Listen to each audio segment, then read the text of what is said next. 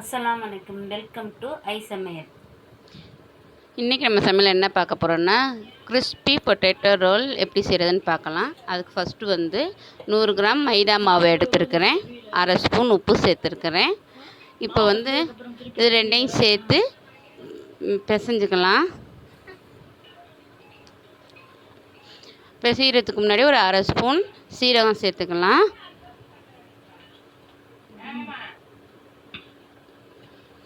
மாவு பிணையும் போது கொஞ்சம் கொஞ்சமாக தண்ணி ஊற்றி பிசைஞ்சுக்கலாம்.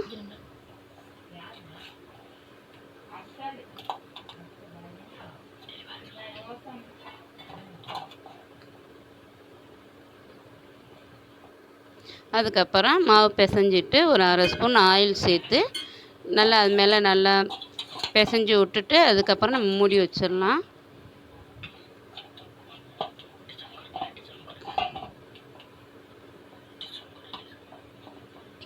அவ்வளோதான், பிசைஞ்சிட்டேன்.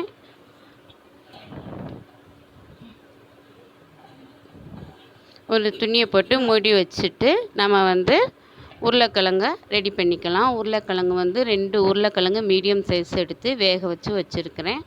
அதுக்கப்புறம் ஒரு 2 வெங்காயம், பெரிய வெங்காயத்தை குட்டி குட்டியாக அறுத்து அதையும் வச்சுருக்கேன். இப்போ ரெண்டையும் ஒன்றா சேர்த்து பிசைஞ்சுக்கலாம். அரை ஸ்பூன் உப்பு,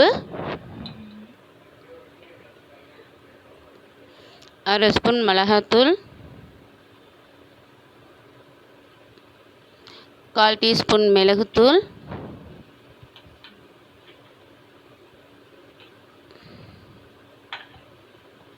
கொஞ்சம் கருவேப்பிலை, கொஞ்சம் பச்சை மிளகாய், அப்புறம் ஒரு அரை ஸ்பூன் கார்ன்ஃப்ளவர் மாவு. எல்லாத்தையும் ஒன்றா சேர்த்து மிக்ஸ் பண்ணிடலாம்.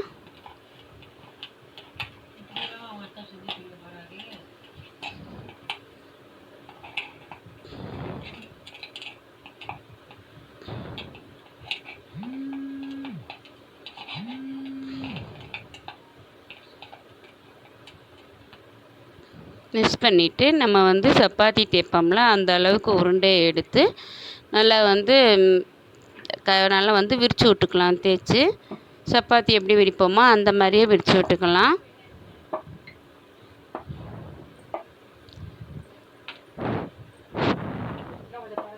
நம்ம விரித்து விடும்போது மேலே மாவு தூவி விட்டு விரிப்போம். அப்போ தான் ஒட்டாமல் வரும்.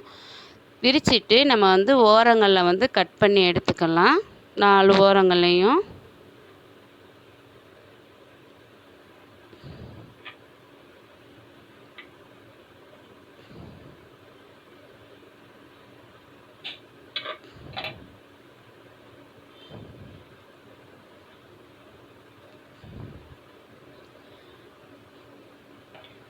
அதுக்கப்புறம் நம்ம 4 ஓரத்தையும் கட் பண்ணி எடுத்துட்டு இந்த மாதிரி நேராக கட் பண்ணிடலாம்.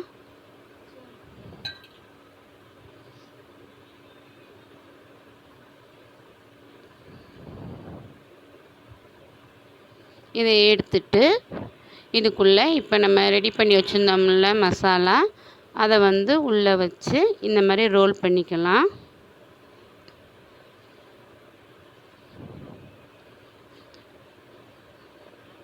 ரோல் பண்ணிவிட்டு நம்ம ஸ்டிக்கு சின்ன சின்ன ஸ்டிக்கு இருக்குல்ல, அந்த ஸ்டிக்கை நம்ம 2ஆக உடச்சி இந்த மாதிரி நடுவில் வச்சு நம்ம இப்படி குத்தி வச்சிடலாம். அப்போ தான் அது பிரியாமல் இருக்கும்.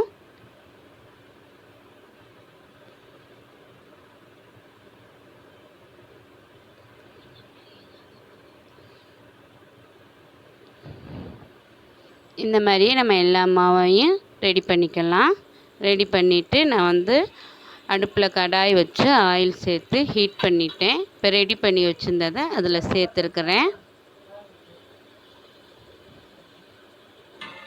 ரொம்ப ஆயிலெலாம் சேர்க்க வேணாம், கொஞ்சம் ஆயில் சேர்த்தாலே போதும்.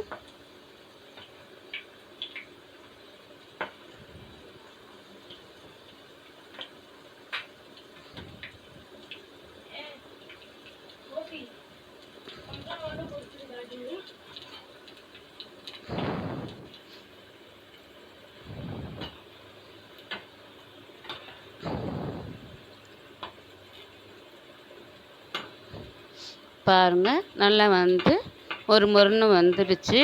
இப்போ வந்து நம்ம அடுப்பில் இருந்து எடுத்துடலாம். பொரிக்கும்போது லோ ஃப்ளேமில் வச்சு பொரிங்க. அப்போ தான் உள்ளுக்குள்ளெல்லாம் நல்லா வெந்து வரும்.